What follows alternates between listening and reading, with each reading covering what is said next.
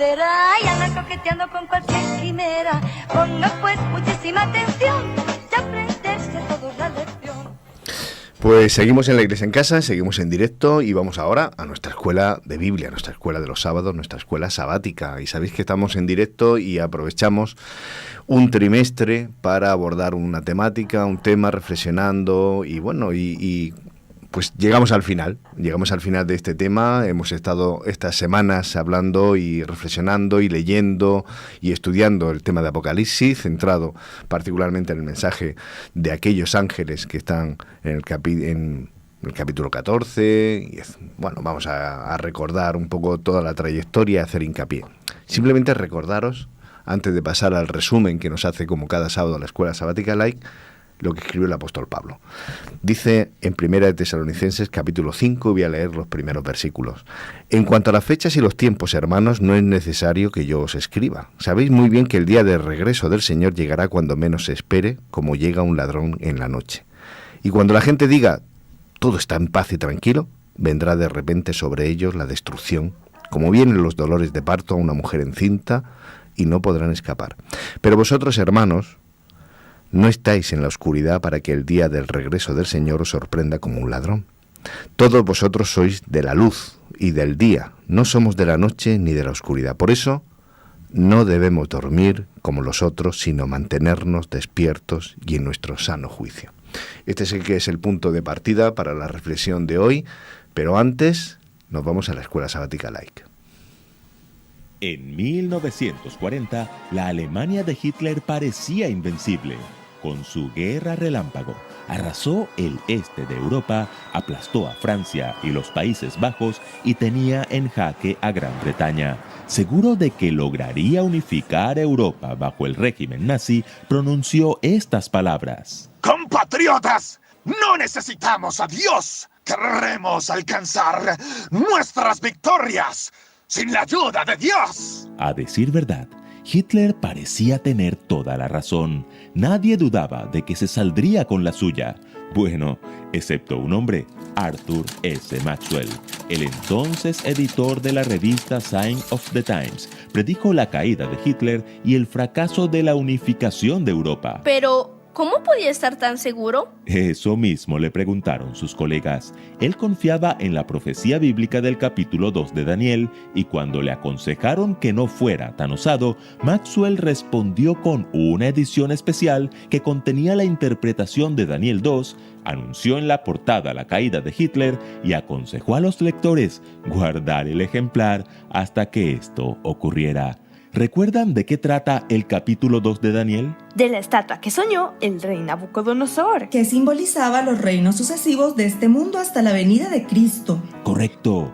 En ese sueño, Dios mostró el colapso del imperio babilónico, el surgimiento y la caída del imperio medo-persa, el breve pero poderoso dominio del imperio griego, el surgimiento del imperio romano y su posterior división en los países de Europa, y destaca que esos países nunca más se volverían a unir, que era justamente lo que pretendía Hitler. La profecía bíblica nunca falla. Tal como lo anunció Maxwell, la palabra de Hitler fracasó y la palabra de Dios se cumplió. Así como las profecías de Daniel, las profecías del Apocalipsis también se cumplirán. Y los mensajes de los tres ángeles han de ser predicados y atendidos. Por eso, Escuela Sabática Like presenta la serie 3 mensajes cósmicos, lección 13, encendidos con la gloria de Dios. Como vimos a lo largo del trimestre, el primer ángel nos anuncia que el juicio de Dios ha llegado. El segundo ángel nos llama a aceptar la verdad y no las falsas doctrinas. Y el tercer ángel nos advierte acerca de no recibir la marca de la bestia. ¿Cuál bestia? La bestia que sube del mar en Apocalipsis 13 y que proviene de Roma, la cual, en alianza con la bestia que sube de la tierra, que ya fue identificada como los Estados Unidos, y con el espiritismo de nuestros días, perseguirá a los que guardan los mandamientos de Dios y tienen la fe de Jesús. Es claro en la Biblia que el Señor vendrá y nos dará la victoria. pero Pablo nos insta a vigilar y ser sobrios para que aquel día no os sorprenda como ladrón. La tía Elena así lo confirma. Nosotros que conocemos la verdad debemos estar preparándonos para lo que pronto ha de irrumpir sobre el mundo en forma de una abrumadora sorpresa. Por eso la pregunta de esta semana es, ¿cómo debemos prepararnos para la crisis final? Manteniéndonos en la verdad. ¿Recuerdan cómo llamó Pedro a la profecía bíblica? La palabra profética más segura. ¿Y con qué la comparó? Con una lámpara que brilla en un lugar oscuro. Correcto. Imagina que emprendes un viaje internacional con varias escalas antes de llegar a tu destino. ¿Qué necesitas para estar tranquilo? Un mapa del recorrido y el itinerario. Muy bien. Ahora imagina que toda esa información la tienes únicamente en tu celular y que al completar algunas etapas del viaje lo has extraviado. Ahora estás en un país extraño, con un idioma extraño, desconociendo por completo la aerolínea, el número de vuelo y la hora de tu próximo avión. ¿Cómo te sentirías? Creo que cualquiera entraría en angustia. Eso es justamente lo que ocurre en el mundo hoy. Ese mapa es la Biblia y el itinerario son las profecías inspiradas. El desconocimiento de esa información genera miedo y angustia, pero el conocimiento de esa profecía nos da paz. Pablo escribió, comprendan en qué tiempo estamos y que ya es hora de despertar. Nuestra salvación está ahora más cerca que cuando llegamos a la fe. ¿Lo notan? Las profecías cumplidas son como esas etapas ya cubiertas del viaje. Solo conociéndolas sabremos en qué tiempo estamos y qué escalas nos esperan en el futuro. Y si el itinerario de un vuelo es preciso, ¿cuánto más preciso creen que es el itinerario profético dado por uno que conoce el fin desde el principio? No perdamos de vista el mapa, mantengámonos en la verdad. Recuerden las palabras de Jesús. Y conoceréis la verdad, y la verdad os hará libres. Siguiendo el legado de la Reforma. ¿Recuerdan por qué en la Edad Media surgió el movimiento de Reforma? Porque la Iglesia de Roma ocultó la Biblia y se dedicó a enseñar tradiciones. Y el que tenía una Biblia era tildado de hereje. Y era perseguido, encarcelado, torturado y muchas veces asesinado. Pero se levantaron hombres valientes como Martín Lutero, un monje católico que después de estudiar la Biblia se atrevió a escribir 95 tesis que dejaban al descubierto los engaños de la Iglesia y luego las clavó el 31 de octubre de 1517 en la puerta de la iglesia de Wittenberg en Alemania. Su amor por la verdad lo llevó incluso a traducir la Biblia al alemán. Lo mismo hizo Juan Wycliffe, quien decidió traducir la Biblia al inglés. Casi todos los que la leían renunciaban a la autoridad del corrupto papado y se sujetaban a la autoridad de la palabra de Dios. Roma lo acusó de hereje y planeaban llevarlo a la hoguera, pero antes de que le pudieran echar mano, mientras predicaba en su iglesia, cayó herido de parálisis y murió. El odio del papado fue tan grande que 40 años después, el cuerpo de Wycliffe fue exhumado y llevado a la hoguera. Sus huesos fueron quemados públicamente y sus cenizas arrojadas al arroyo más cercano. Si estos hombres dieron su vida por la verdad, ¿no deberíamos nosotros continuar con su legado? Dios ha levantado un pueblo en el tiempo del fin para que se apoye sobre los hombros de los grandes reformadores del pasado para levantar la palabra fiel y verdadera ante el mundo, anunciando el pronto regreso de Cristo y enseñando el verdadero día de reposo bíblico. Tú y yo tenemos el privilegio de formar parte de ese pueblo al que se le ha confiado el Evangelio eterno para predicarlo a los moradores de la tierra, a toda nación, tribu, lengua y pueblo. Un pueblo llamado Iglesia Adventista del Séptimo Día. Mostrando al Cordero de Dios. Como ya lo habrán notado, el libro de Apocalipsis está lleno de muchos símbolos. Bestias que surgen del mar, de la tierra. Ángeles que anuncian cosas desde el cielo. Una mujer vestida de sol y otra de escarlata. Sin embargo, hay una imagen que aparece una y otra vez a lo largo del libro de Apocalipsis, un cordero como inmolado. No es muy difícil descubrir que ese cordero inmolado es Jesucristo crucificado. ¿Por qué aparece tantas veces ese símbolo en el libro? Porque Jesús crucificado es el alma y el corazón no solo de toda la Biblia, sino del libro de Apocalipsis y del mensaje de los 3 ángeles. No podemos ser fieles a nuestro llamado, ni predicar el Evangelio eterno, a menos que tengamos al Cordero inmolado, a Jesús crucificado como el centro de nuestro mensaje. De hecho, cuando Juan describe la Nueva Jerusalén, dice que el trono de Dios y del Cordero estará en ella, y sus siervos le servirán, y verán su rostro, y su nombre estará en sus frentes. No habrá allí más noche, y no tienen necesidad de luz de lámpara, ni de luz de sol, porque Dios, el Señor, los iluminará, y reinarán por los siglos de los siglos. ¿Lo notan? Por los siglos de los siglos, cuando veamos a Cristo en su trono, recordaremos que ese Rey de Reyes y Señor de Señores se dejó llevar a la cruz como un cordero para que tú y yo pudiéramos tener vida eterna. Finalmente, a los 3 ángeles de Apocalipsis 14 se les suma un 4º ángel en Apocalipsis 18. Este ángel da poder a la proclamación de los 3 ángeles para que la tierra se ilumine con la gloria de Dios. La gloria de Dios es su carácter. La tierra se llenará de la gloria de Dios cuando nosotros estemos llenos del amor de Dios y cuando su amor redentor transforme nuestro carácter. Revelar el amor en nuestra vida personal revela su gloria, su carácter al mundo. El último mensaje que llevan los 3 ángeles en medio del cielo para proclamar ante un mundo envuelto en tinieblas espirituales es: teman a Dios y denle gloria. El que da testimonio de estas cosas dice: ciertamente vengo en breve. Amén. Sí, ven Señor Jesús. La gracia de nuestro Señor Jesucristo sea con todos vosotros. Amén.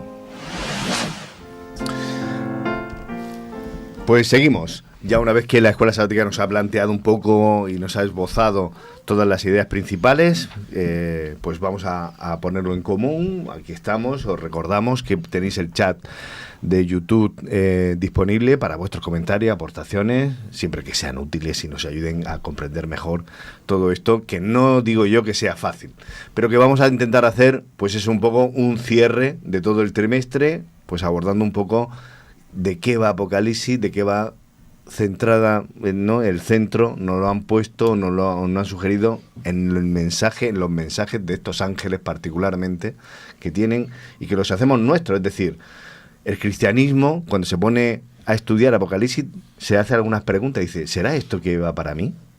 ¿Hasta dónde podemos saber? Os he leído al principio lo que dice el apóstol Pablo acerca del final de los tiempos, y siendo que nos reconocemos mayoritariamente como cristianos que vivimos al final de la historia, pues algo tendrá que decirnos este texto acerca de lo que nos vamos a encontrar.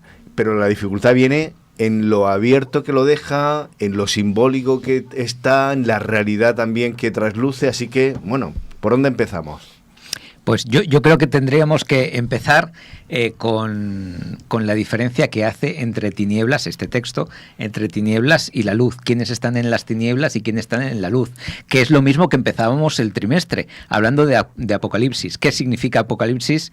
Y decíamos que sorprendentemente los cristianos tienen un discurso del Apocalipsis, y me vais a permitir que emplee la redundancia, apocalíptico. Sí, con el nombre, ¿no? Como que es horrible, cuando es la liberación. Y estamos hablando de la segunda venida como ladrón en la noche. No.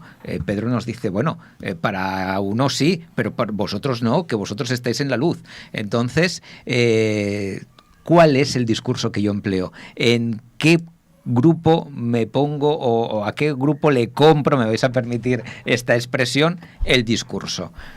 Estoy en el... ¿Nos tiramos de los pelos cuando hablamos de Apocalipsis? Estoy en la oscuridad. Claro, o se nos pone una sonrisa en la cara. Exactamente.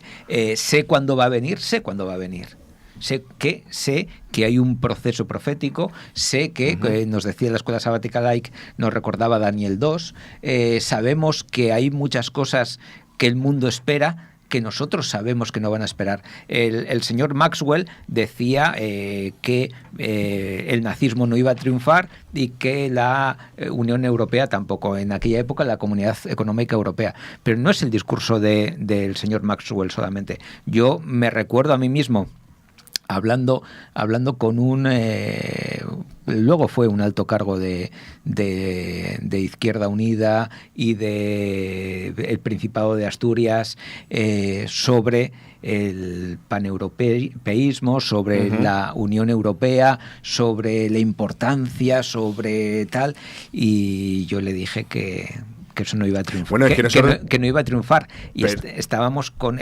estaba el Tratado de Maastricht sobre la mesa. Que nosotros pertenecemos a esa generación optimista cuando la Unión Europea tuvo esa expansión, ¿no? Todo el mundo quería sumarse. Pero pertenecían ellos, quiero decirte. O sea, no es que yo sea antieuropeísta.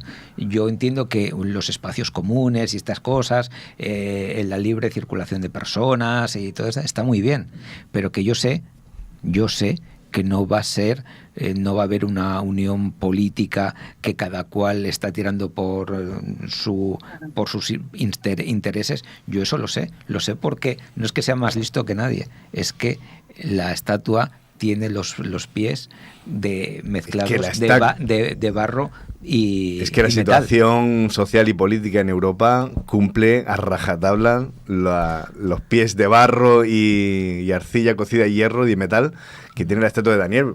Richard. Es que eso nos remitimos. En Daniel se muestra ese final de la estatua, esos pies, que es una mezcla de barro y hierro.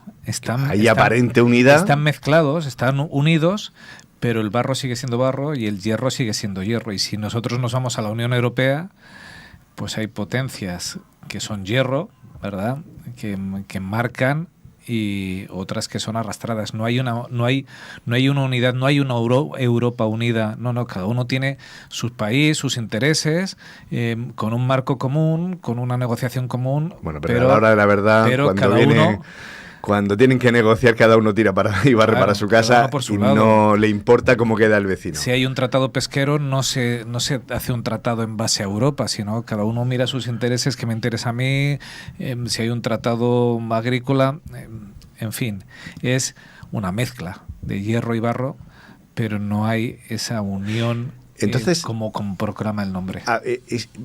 Estábamos poniendo el foco en los pies, por ejemplo, de la estatua, pero si vamos alejando la cámara y vamos viendo una panorámica mayor, claro, Apocalipsis nos da un panorama mucho más abierto y completo del final de la historia, y estos ángeles vienen a darnos un toque de atención sobre algunos aspectos en concreto. Fíjate, yo estoy de acuerdo con José, que la gente, Apocalipsis es algo terrible, y para mí Apocalipsis es un mensaje de esperanza.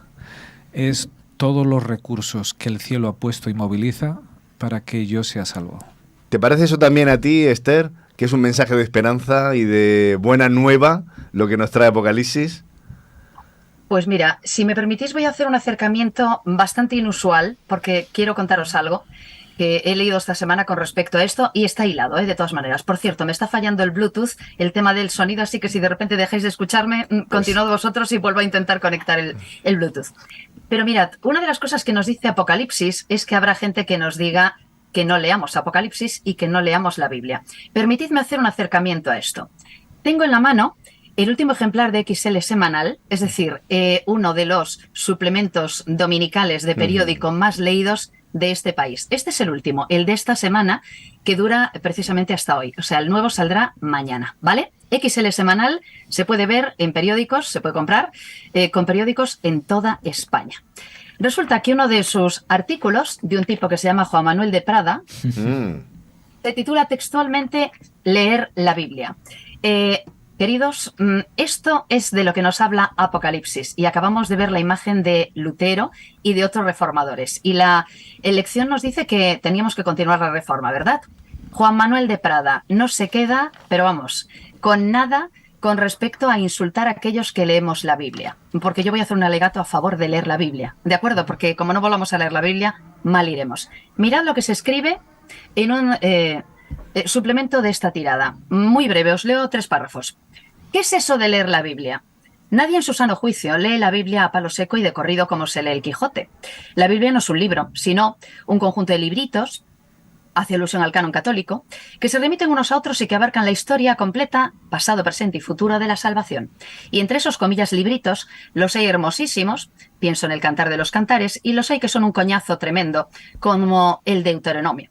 En realidad, puede decirse sin exageración que casi todos los libritos contenidos en la Biblia resultan inhóspitos para cualquier persona que los aborde sin la guía de vida. Claro. Y algunos, como el Apocalipsis, ininteligibles. Un poquito más adelante dice bastantes barbaridades. Ponerse a leer un conjunto de libritos tan misceláneos a la buena o la mala de Dios es en efecto necedad manifiesta. Nunca hasta la Reforma los cristianos hicieron esta lectura bulímica e indiscriminada de la Biblia, pues eran épocas en las que triunfaban el sentido común y la sindéresis. Veían y palpaban la Biblia en los bellísimos frescos que engalanaban las paredes de las iglesias, que eran una catequesis radiante, y escuchaban fragmentos selectos fundamentalmente del Nuevo Testamento en la misa y demás celebraciones comunitarias. De ahí que entre los católicos el Antiguo Testamento haya tenido siempre una influencia exigua, dice, fuera de algunas de sus historias ejemplares. Incluso después de la Reforma, la Iglesia recordó siempre a los fieles que debían vivir según la moral del Nuevo Testamento y no de la del Antiguo. Termino con alguna de esas perlas. Habla de Lutero, Lutero vendría a destruir este reinado del sentido común, convirtiendo la Biblia en un instrumento de la autonomía individual, haciendo que cualquier zoquete, con su ejemplar de la Biblia en la mano, se creyera el rey del mambo. Termino. El principio de la sola escritura significa 2 cosas delirantes. Que solo se ha de creer lo que dice la Biblia, prescindiendo de la tradición, y que cada quisque puede interpretarla como le pete, pues el Espíritu Santo lo ilumina. Inevitablemente, como escribió Leonardo Castellani, desde que Lutero aseguró a cada lector de la Biblia la asistencia del Espíritu Santo, esta persona de la Santísima Trinidad empezó a decir unas macanas espantosas. Por cierto, al final de este mismo suplemento viene una entrevistita de un chico que es cantaor gitano y evangélico, que dice: la Biblia solo te dice cosas buenas. No robes, no mates, quiera a tus padres, no te drogues, no seas infiel. La Biblia parece tu madre. Y le dice al que le entrevista: te animo a que leas el Eclesiastés, que solo son 2 hojas. Yo soy religioso, pero a mi aire. ¿Sabéis? Cuando me encontré con esto, voy a tirarlo hacia atrás, voy a hacer así un gesto. ¡Plaf! ¡Hala! Se cayó al suelo.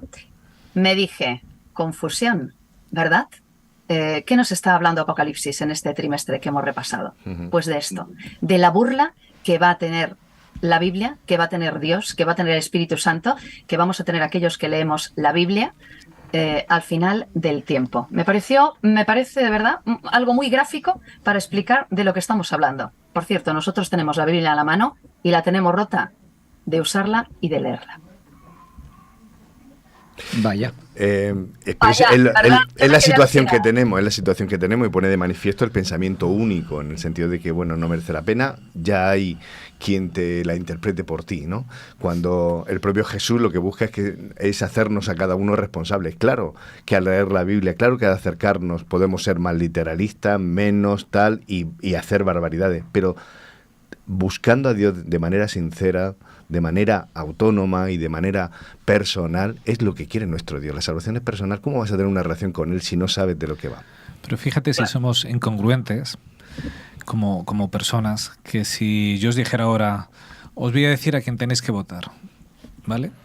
Vosotros me diríais, no, yo quiero ver lo que proponen las distintos partidos políticas para tomar mi decisión, ¿no?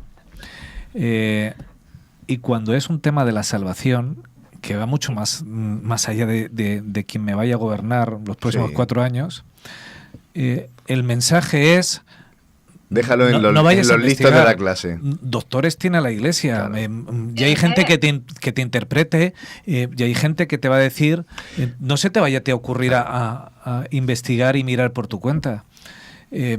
Estamos volviendo a eso. Es tremendo, Estamos porque es una lucha contra nuestra libertad. Claro, o sea, yo no quiero que nadie me diga qué es bueno para mí. Yo quiero decidir qué es bueno para mí. Quiero abrir mi Biblia, quiero leer la Biblia, quiero ver directamente y poder decidir. Si al final es poner, ¿en qué pones en valor? Si, evidentemente la palabra de Dios, ¿a qué nivel está? Cuando ponemos otras cosas por encima, podemos justificarlo de muchas maneras.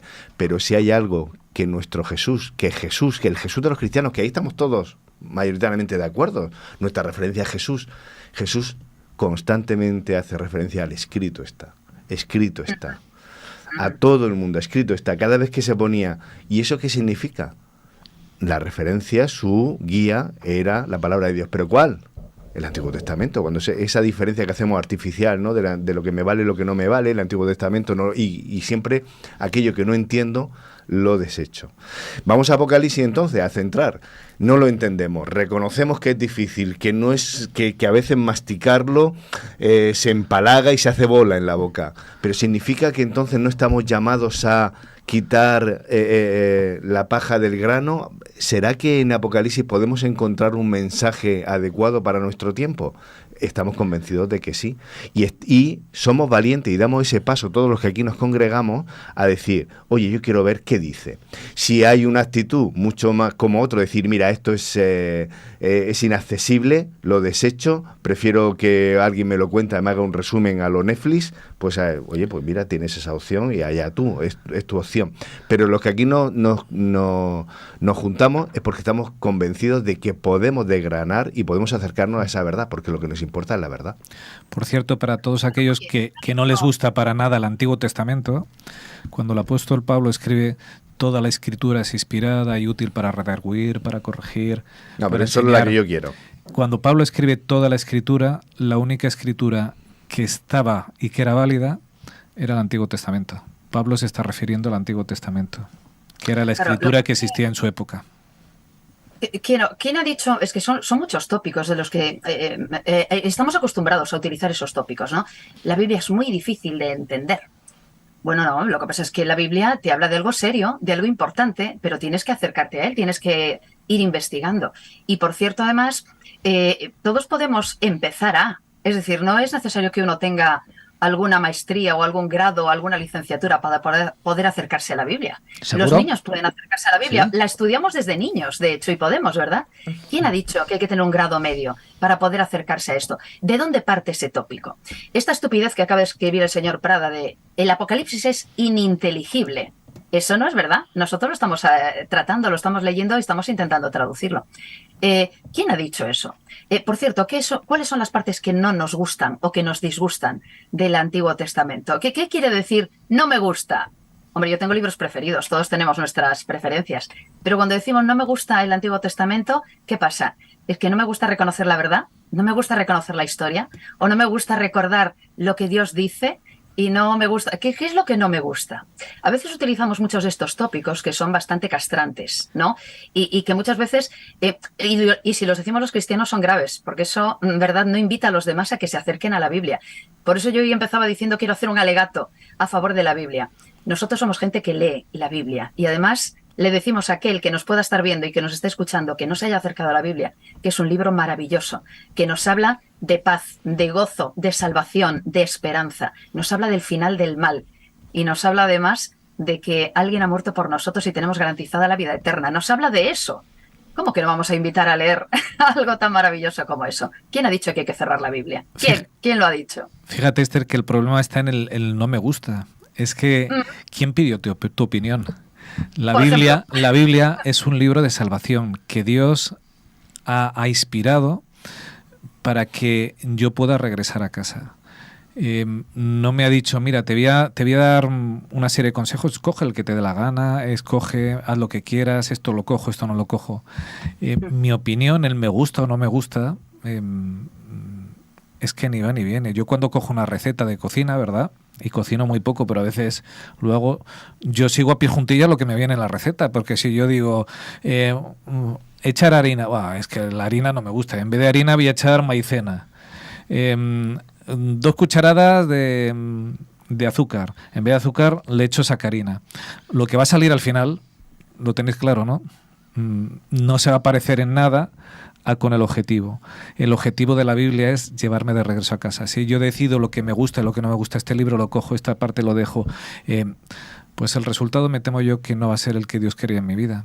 Va a ser Babilonia, esa confusión que no me va a llevar de regreso a casa, pero que hay algunos que proclaman que yo tengo derecho a decidir lo que quiero, lo que no quiero, como si la salvación no dependiera de Dios, sino dependiera de mí. ¿Hacia dónde miramos? Porque el propio Jesús le dijo a los judíos que habían creído en él: si os mantenéis fieles a mi palabra, seréis verdaderamente mis discípulos, conociendo la verdad, porque la verdad os hará libres. Estoy leyendo el capítulo 8 del Evangelio de Juan. Vamos a conocer un poco acerca de la verdad. ¿Será que es posible conocer la verdad? Porque ¿qué es la verdad? Que es el otro pueblo que le dijo Pilatos, ¿no? Pero ¿qué me estás contando? ¿Dónde? ¿Será que es posible? Nosotros estamos en el lado de que nos podemos acercar a ella. ¿Qué nos dice Apocalipsis entonces acerca de la verdad? ¿Hacia dónde debemos apuntar? ¿Cuál es el mensaje para nosotros hoy en concreto? Porque hemos estado hablando durante el trimestre de muchos aspectos, hablando de ¿cuál es lo central de Apocalipsis? Para vosotros, porque seguramente cada uno pondría el acento en algo en concreto. Fíjate que para mí lo central de Apocalipsis no es qué es la verdad, sino quién es la verdad. Bien. Y la verdad me lleva a Jesús, me lleva a qué está haciendo ahora en este momento. Pero no solo eso, me lleva a Jesús en el santuario, lo que hace por mí, pero sobre todo me lleva a ese Jesús que va a regresar a buscarme. Pero si hablábamos de que Pablo nos dice: no os enredéis, no os despistéis, que esto va a sorprender a todo el mundo. No debería ser así con vosotros, el tema de la sorpresa, ¿no? Que Pablo dice que no os pille con el pie cambiado, es decir, con el a traspiés. ¿Qué es lo que nos está invitando a Apocalipsis que deberíamos estar con los ojos, o por lo menos medianamente claro, ahora al final de estos 3 meses de estudio? Pues hacer justo lo contrario a lo que Juan Manuel de Prada nos recomienda.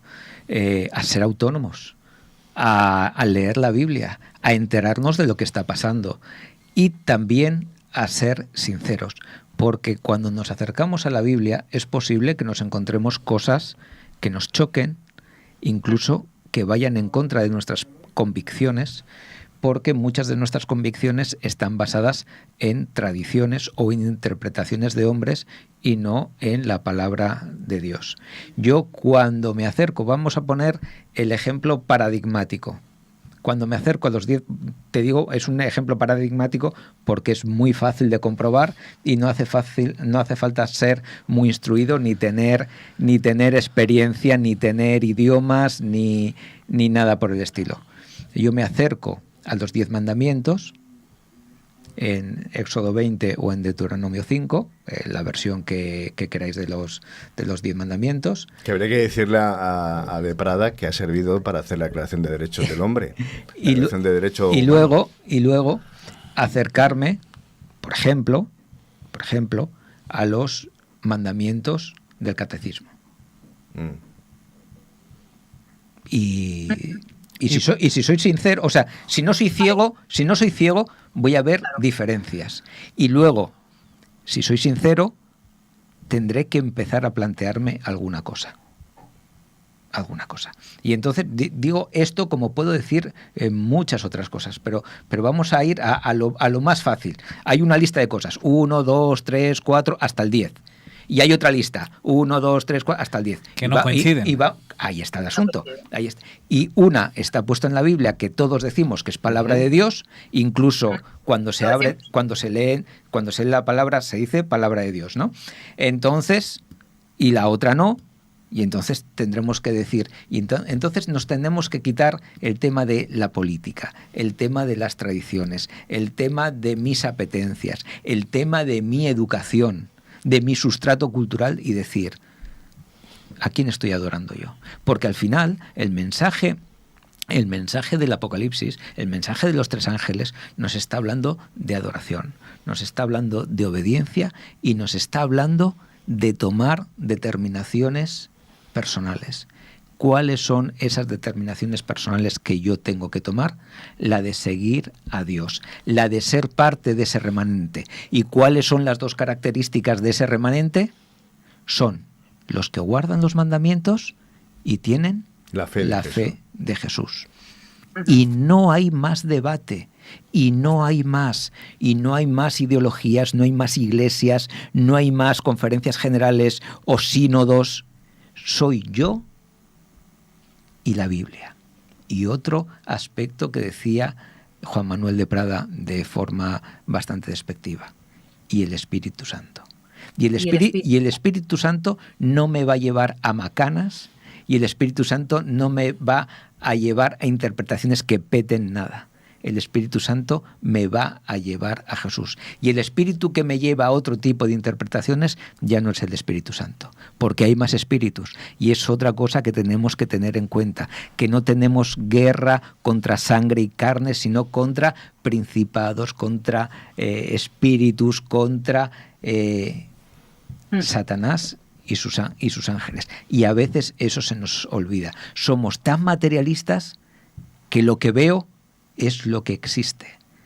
Y la Biblia, y Apocalipsis en concreto, nos está diciendo, hay mucho más que está detrás de las bambalinas de lo que puedes ver. Lo que ves es la punta del iceberg. Debajo, sumergido, hay mucho más. Y nos invita a estar despiertos, nos invita a investigar por nuestra cuenta, nos invita a comprar ese colirio porque estamos ciegos, a comprar ese oro porque nos creemos ricos pero somos pobres. Nos invita Apocalipsis en todo momento a ir a la fuente, porque tenemos que decidir. Y Apocalipsis es el libro también de la decisión. Apocalipsis es el momento de la historia donde nos dice la escuela sabática de esta semana que bajará un ángel y se iluminará toda la tierra con la gloria de Dios. Todo será iluminado. No tenemos excusas para escondernos. Está el libro abierto. El libro se le han quitado los sellos. ¿Cuál es tu responsabilidad? Pero estamos viviendo, y perdonad que me alargue, estamos viviendo en la sociedad del pulgar. Antes vivíamos en la sociedad de, bueno, esto es muy difícil para mí, tiene que haber otra persona. Y ahora vivimos en la sociedad del pulgar, en la sociedad del scroll, en la sociedad de voy pasando cosas, no profundizo, estoy perdiendo capacidad de síntesis, estoy perdiendo capacidad de análisis, estoy perdiendo capacidad también de compromiso personal. ¿Qué es lo que me gusta? Lo que está de moda. ¿Qué es lo que me gusta? Lo que veo. ¿Qué es lo que me gusta? Lo superficial. Cuando necesitamos, estábamos hablando antes con Salva de lo importante que es el tiempo. Necesito tiempo, y tiempo de calidad. Y no solamente tiempo de calidad para mi familia, tiempo de calidad para desarrollar mi trabajo, sino tiempo de calidad para estar con Dios y compromiso personal.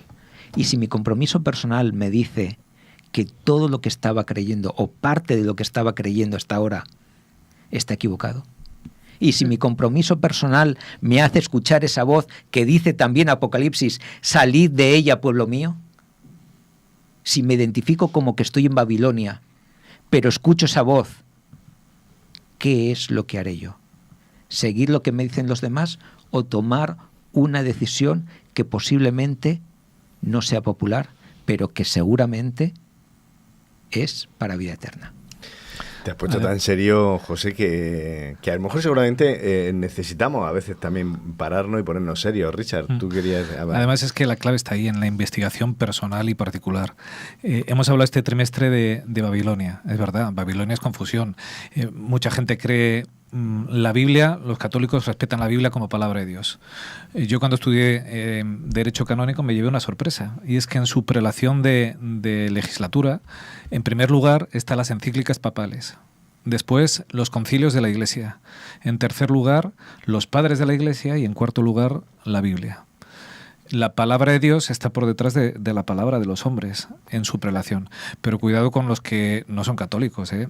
Cuidado con esos adventistas que dicen, es que el pastor no sé quién ha dicho, claro, y sabe de teología, bueno, y sabe hebreo. Y si no, en mi iglesia esto siempre se ha hecho así. Claro. Cuidado no con todos esos que basan su fe en aquellos iluminados que empiezan a lanzar cosas sin abrir la Biblia. Nos acordamos todos de los bereanos, ¿verdad? Pablo llegó, contó algo que era totalmente distinto, y ¿qué hicieron los bereanos? Cogieron las escrituras, ¿verdad? En contra de lo que dice este hombre, cogieron las escrituras y empezaron a verificar. Pues sí, tienes razón, me lo puedo creer. Mi fe no puede estar basada en lo que yo recibo por el móvil, en lo que el otro cuenta, en lo que... esto viene así en la Biblia, pero en realidad esto no la interpretación no es así. Pero es muy difícil de aplicar, ¿no? ¿Verdad? La interpretación no es así porque no me cuadra con lo que yo creo de Dios. Y entonces hay una interpretación distinta que nunca se ha oído, una interpretación que no está en la Biblia, pero que tiene que ser así. No, cuidado. Dios ya se encargó de dejarnos una Biblia para que nosotros podamos verificar y comprobar.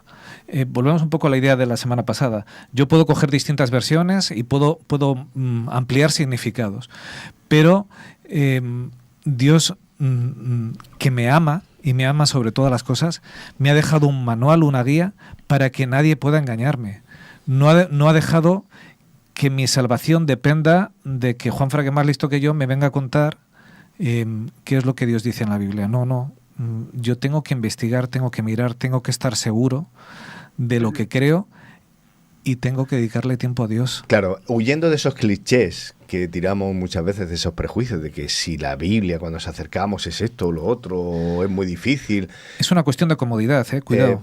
Sí, en el fondo, sí. En el fondo es comodidad, que es dámelo todo hecho, claro, porque así yo no pierdo tiempo en estar mirando y comprobando. Hemos volviendo un poco al texto y haciendo recapitulación, porque ya intentamos cerrar este asunto e invitaros a seguir profundizando en Apocalipsis, que no se acaba, porque más que ininteligible, lo que es infinito, en el sentido de que podemos estar sacando conclusiones y sin parar.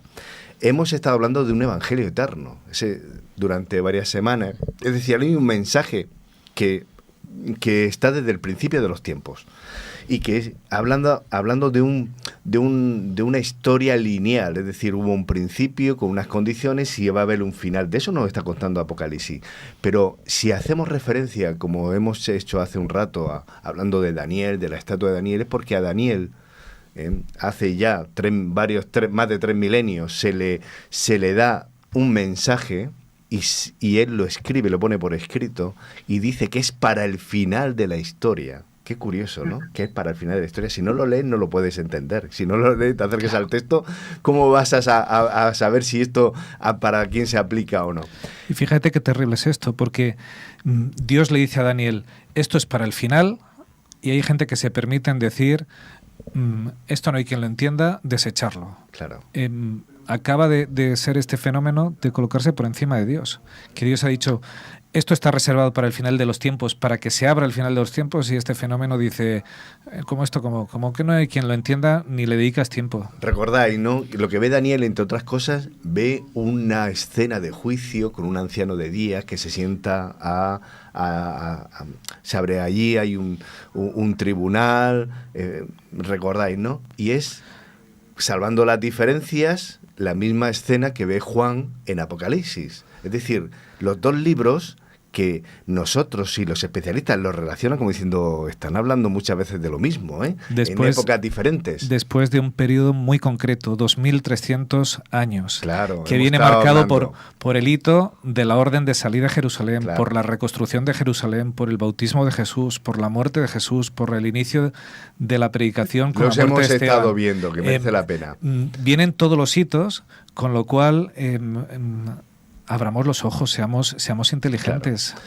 Y en ese aspecto, en ese juicio, decíamos algo que a mí me ha llamado la atención y que yo muchas veces he pasado por alto. Cuando hablamos de juicio, nos hemos puesto nosotros, como que somos los acusados, de que somos los que estamos ahí, los que estamos en cuestión, a quienes se le está juzgando. Pero por encima de eso, ¿a quién se está juzgando? A Dios. Es que el que está en tela de juicio, desde que entra el error, desde que entra el pecado, desde que la Biblia nos está diciendo de que esto se rompe, quien está en tela de juicio desde el principio es Dios. Y Apocalipsis nos está poniendo un mensaje diciendo que esto se acaba, que este proceso, que esto, todo este sumario, que es el sumario de la historia humana, todo esto se va a concluir. que ya hay un juicio.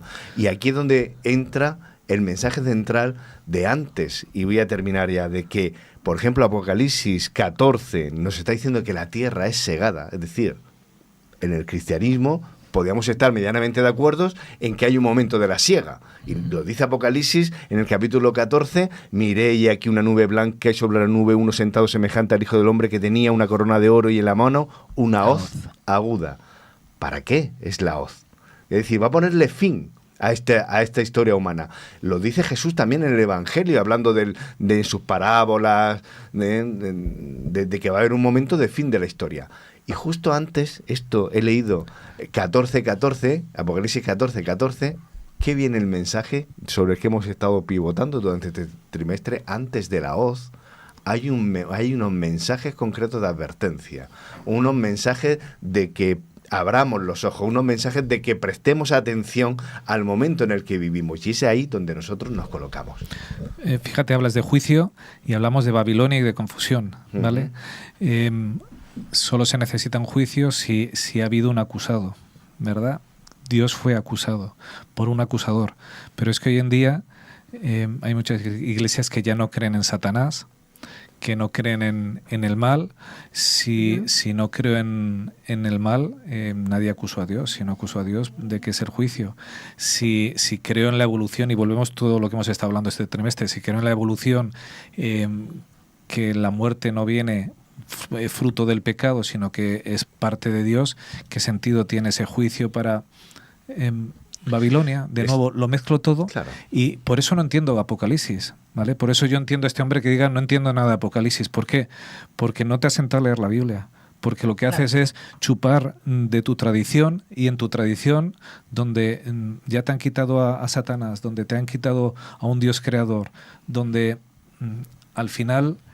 terminas Dios creador, en otros caminos. Un Dios creador, perdón, como el que viene en la Biblia, no ese Dios creador que es ese evolucionismo teísta. Claro, al final Apocalipsis me sobra porque no me encaja nada. ¿Por qué? Porque no quiero creer la Biblia. Como no lo quiero creer y quiero creer la tradición, no entiendo nada. Olvídate de lo que tú quieres creer. Siéntate, lee y empezará a cuadrarte todo.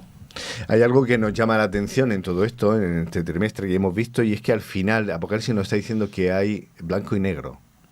Estamos acostumbrados, y es lo que muchas veces a mí me chirría, porque vivimos en un tiempo de grises, de un poco de esto y un poco de aquello, de yo soy cristiano, pero también a veces se me olvida, y nos movemos a veces y navegamos a veces en los bordes y en las fronteras de esto y aquello. Claro, la palabra de Dios a veces, para mostrarnos las cosas y que darnos ese golpe de realidad, nos dice Juanfran, que esto o estás aquí o estás en el otro lado. Y a veces te vas a empeñar en navegar, ¿no? En nadar y guardar la ropa, y va a llegar un momento en la historia en que eso no va a ser posible. Por eso se nos habla de que estar al lado de Dios o estar al lado de otro sistema, y es donde aparece, ¿no?, en Apocalipsis el tema de la bestia, ¿no?, de la marca, de aquella mujer, de la confusión, donde es un como sí, ¿no? Estamos muchas veces en una sociedad que hacemos un paripé de muchas cosas, un como sí, ¿no? Acabamos de pasar la noche de San Juan, ¿no? Aquí en Galicia dicen que a verlas las hay, ¿verdad? Y el espiritismo campa por todas partes, y campa por sus fueros, ¿eh? Pero el espiritismo además sin anestesia, es decir, es algo absolutamente normal. De la misma manera que la idolatría también, incluso personas que se consideran especialmente creyentes llevan estampitas en el coche, las llevan en el bolso y te hablan de que tienen predilección por determinados santos. Esto se dice de forma tan común, tan habitual. Hay gente que no va a la iglesia nunca y sin embargo le pone velas a determinadas imágenes, ¿no? Determinados santos. Esto es normal, es un gesto, probablemente no son muy conscientes incluso de lo que significa, ¿no? Y de lo que están haciendo en público. Convencido de que la gente no sabe muchas veces de lo que... No, y hay muchísima gente que se dice creyente que, bueno, y anoche lo hizo mucha gente. Se van a comprar unos ramilletes de hierbas para dejarlas en agua, ponerlas a la luz de la luna y, aprovechar sus efectos mágicos pues para curar incluso dolencias de piel. Cuidado, ¿eh? Y se van a dar una vuelta al lado de las hogueras pues para ahuyentar los malos espíritus, para las meigas fuera, etcétera, etcétera. Este tipo de cosas se hacen con absoluta normalidad. Y para mí, estupor, pues hay personas cristianas conocedoras de la Biblia que se van a saltar hogueras también. Es gracioso darse una vuelta por allí, pero efectivamente estás participando de la misma tradición espiritista que muchas otras personas, ¿o no? Los malos Bueno. espíritus no sé, pero los mosquitos sí que ahuyentan, ¿eh? Las hogueras. Pues hablabas, esta noche, bastante espiritismo. hablabas antes de zonas grises, haciendo ese recordatorio de todo el trimestre. Vivimos en tiempo de zona gris todavía, ¿verdad? No hay que olvidar que en el mensaje de los 3 ángeles se invita a la gente a que salga de Babilonia. Y lo que se invita es al pueblo de Dios. La mayor parte del pueblo de Dios está en Babilonia. Sí, hay por aquello de que muchas veces algunos elegidos nos creemos que somos Claro. los auténticos representantes de Dios. No. Lo que nos está diciendo precisamente Apocalipsis es que el pueblo de Dios está muy repartido. Cuidado con aquel cristiano que se cree que es el elegido. No solo está muy repartido, es que la mayor parte de su pueblo no está aquí en la iglesia Efectivamente. adventista, vamos. Y eso se lee en Apocalipsis. Y parte de su pueblo y parte de Iglesia Adventista tampoco es pueblo Tampoco de es su Dios. pueblo, es verdad. Pero llegará el momento, que eso es lo que muestra. Hoy en día uno lo dice esto y dice es impensable, pero llegará el momento en que no va a haber zona gris. O sea, te tendrás que decantar por blanco o negro. No va a haber una zona en la cual, lo hablamos la semana pasada, tú puedas decir, bueno, pues tú piensas así, yo así, pero te respeto. No. Es que se van a acabar... Yo sé que es difícil de entender todo esto, pero no sé cómo, pero se van a acabar los derechos, las libertades, volverá a haber persecución. Por eso es el llamado de Dios, de salir de ella, pueblo mío, aquellos que sois mi pueblo, aquellos que me interesáis, aquellos que me buscáis, incluso en medio de la confusión, salir de esa confusión. ¿Cómo puedo salir yo de la confusión? Y vuelvo, es que me ha traumatizado lo de este hombre. Solo cuando investigo, cuando leo y cuando no me dejo dirigir por los demás, porque si no, si yo me dejo dirigir en mi fe por lo que otros creen, sigo en la Babilonia de la cual Dios me está diciendo, sal de ahí. Para yo salir tengo que tomar una decisión personal. Para tomar una decisión personal tengo que tener un estudio personal. Nadie, ¿verdad? Cuando cambiamos de trabajo, nadie cambia de un trabajo a otro sin hacer un estudio. ¿De dónde voy a ir? ¿Me conviene o no me conviene? No dice, me salgo y ya está. Y aún así te puedes equivocar. Y aún así te puedes equivocar. Para salir de ella, pueblo mío, es gente que estudia. ¿Y qué es lo que estudian? El libro abierto. Estudian la Biblia. Entonces, yo no conozco a este hombre de nada, pero me parece un auténtico engaño de Satanás. No se os ocurra abrir la Biblia. Volvemos a la Edad Media. No se os ocurra abrir la Biblia porque os vais a confundir. Dejar que otros tomen esa decisión que es vuestra decisión para la eternidad, por vosotros encargaros de las tonterías de aquí, de quién os gobierna, de quién va a ser el presidente de vuestra comunidad, de vecinos, estaba hablando en este momento, de qué trabajo queréis hacer. Esas tonterías, sí, pero hombre, sobre las cosas eternas no se os vaya a ocurrir a vosotros meteros.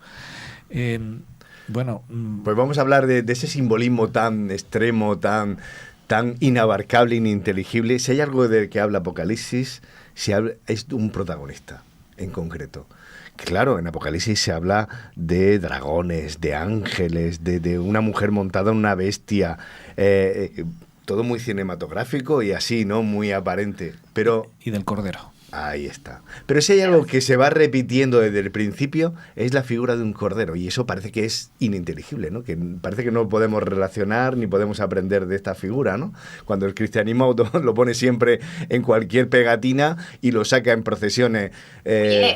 Frase tópica del catolicismo, el Cordero de Dios que quita el pecado del mundo. Claro, en cada reunión, ¿no? Se dice, pero tampoco se entiende. Claro. Sí, se dice abiertamente. ¿Cómo empieza Apocalipsis? Apocalipsis capítulo 1 dice, bienaventurado, es decir, dichoso, feliz, alégrate cuando leas las palabras de esta profecía. Dichoso eres cuando la oigas y la guardes, lo que está escrito en ella, porque el tiempo está cerca. Y si hay, como decía, un protagonista que se lee en el capítulo 5, en el 12, en el 14, en el 15, en el capítulo 19, hay referencia al capítulo 21, en el 23, en el 22, es el simbolismo y la figura de un cordero. ¿Qué es esto del cordero? Si este es el verdadero protagonista de Apocalipsis, Si este es el verdadero protagonista, y tenemos ya que un poco cerrando, y os insto a que no os dejéis ninguna idea suelta, porque en cualquier momento Julián nos va a llamar la atención, nos va a decir, oye, que ya empiezan en la capilla con el sermón, y conectaremos para retransmitirlo. Este es el verdadero protagonista. Es decir, esta figura, no yo, no tú. Es decir, estamos dentro de la historia porque somos parte de ella. Es el único protagonista. Pero el protagonista... resto son actores secundarios que pasan por ahí. Pero nosotros el único somos protagonista. actores de reparto que jugamos y que son necesarios, pero si hay un protagonista en esta película, Solo en hay Apocalipsis, es el Cordero. ¿Quién es el Cordero? ¿Qué es el Cordero? Es que sin Cordero no hay historia. Vaya. Sin Cordero no hay historia. O sea, claro, sin un Cordero inmolado, sin un Salvador que haya vertido su sangre por nosotros, no hay Apocalipsis. ¿Y esto tan difícil de entender? ¿Os acordáis lo que dice el cielo cuando le ve? Es el único que es digno. El único. O sea, es que no hay otro protagonista, es que es él. Todo esto va de él. Entonces no son formamos parte, somos... No somos nada. Entonces Juan cierra el mensaje, en la Biblia podemos recurrir hablando de que realmente esto es posible gracias a la cruz, gracias a un sacrificio. Y entonces tan difícil es de entender en el Antiguo Testamento, donde hay un santuario, donde la pedagogía de Dios se nos muestra que la redención viene porque hay un sacrificio y que lo tienes que recordar matando, que tiene que haber sangre. Que sí, es que esto es serio. Sin sangre no hay remisión de pecado. Otro texto bíblico. Pero como no podemos leer la Biblia... Y que no hay separación entre el Antiguo y el Nuevo. ¿Qué hizo Juan el Bautista cuando vio a Jesús? Claro. Este es el Cordero de Dios. Vaya, hombre. ¿A qué cordero estaba hablando? Al Cordero del Santuario. Si es que todos los que le escucharon lo tuvieron claro de qué estaba hablando. Y nosotros hoy en día escuchamos al Cordero y no tenemos claro de qué es el Cordero, a no ser que... Vaya, hay que leer la Biblia, hay que leer el Antiguo Testamento, esa cosa terrible que es odiosa para muchos, hay que leerlo, hay que investigarlo y hay que saber de qué está hablando, porque todo el Nuevo hablan del Antiguo. Claro. ¿Qué hizo este Cordero? ¿Qué ha hecho este Cordero? Un corderito.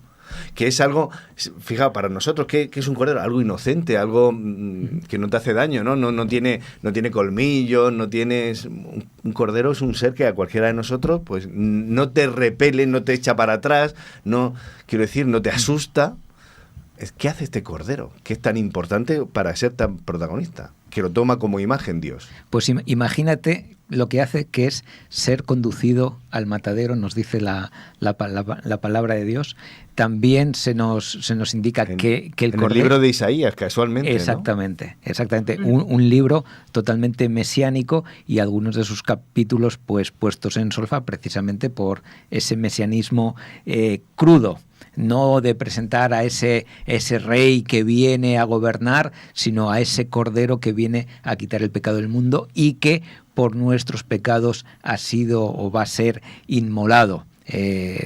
Entonces, ese Cordero lo que representa es nuestra salvación. Lo que representa es el cumplimiento de la ley. Lo que representa es que ha habido una infracción y que tiene que haber unas consecuencias. Y la paga de pecado, volvemos otra vez a citar la Biblia, la paga de pecado, ¿qué dice la Biblia? Es la muerte. Estamos condenados. Alguien tiene que morir. Y tiene que morir alguien que tenga la capacidad de pagar esa deuda. Si yo muero, ¿puedo pagar esa deuda? No, porque yo soy pecador. Además, fíjate... Es mi propia deuda. Es mi propia deuda. En el pecado tengo la penitencia. Es lo que me toca. Cuando viene alguien, vamos a poner ese alguien, cuando viene alguien que no ha pecado, que no merece esa muerte, que está por encima de ese, de ese juicio, de esa sentencia de muerte, y dice, yo voy a morir por ti. Ese es el pecado, este es el Cordero de Dios que quita el pecado del mundo, que es Cristo Jesús, que en el momento del inicio de su ministerio, Juan el Bautista lo identifica claramente como el Cordero de Dios. Que además ese alguien tenía que ser alguien inocente y no cualquier persona, porque la acusación, y volvemos al centro de Apocalipsis, la acusación era contra Dios. Dios era injusto en su ley. Esa es la acusación de Satanás.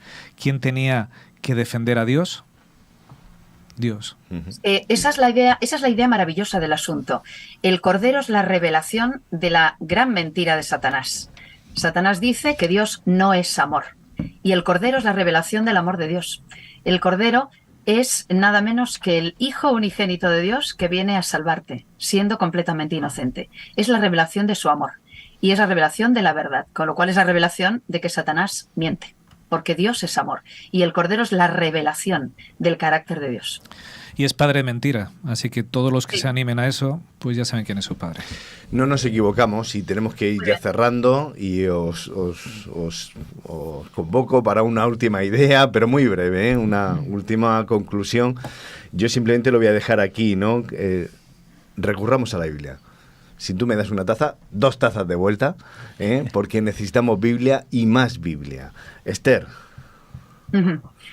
Nos decía también la Escuela Sabática laica un texto, es bíblico, ¿no? Que nos habla de la palabra profética más segura. ¿Cómo podemos estar seguros? ¿Cómo podemos saber dónde está la verdad? ¿Cómo encontramos la verdad?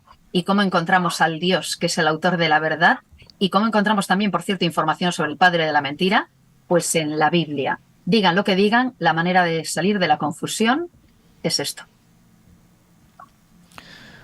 Richard. Pues para mí Jesús viene. Eso es una certeza, porque Él lo ha prometido. Así que necesitamos prepararnos para su encuentro. Y para prepararme para su encuentro, solo tengo una forma: saber qué es lo que va a ocurrir. Y para saberlo, solo puedo abrir la Biblia, para evitar los engaños de aquel que me advierte la Biblia, que está deseando destruirme, que está deseando acabar conmigo.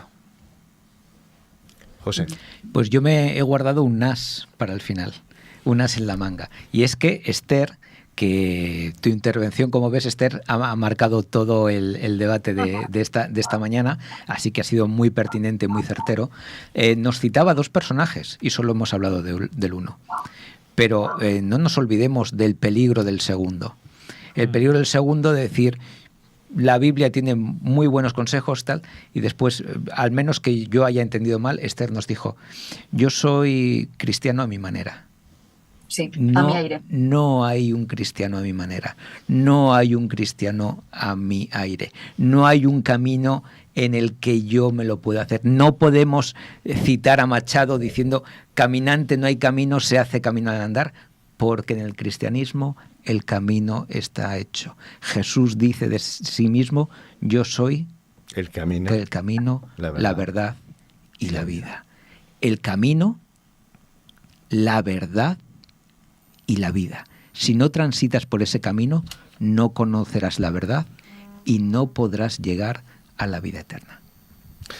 Pues lo vamos a dejar aquí, pero yo veo tu órdago y saco también mi póker recurriendo precisamente al texto bíblico. Jesús, dice el apóstol Juan, recogió estas palabras. Te pido, le pide Jesús, te pido que todos ellos estén unidos, que como tu Padre estás en mí, yo en ti, también ellos estén en nosotros. Conságralos a ti por medio de la verdad. Tu palabra es la verdad. Lo dejamos aquí.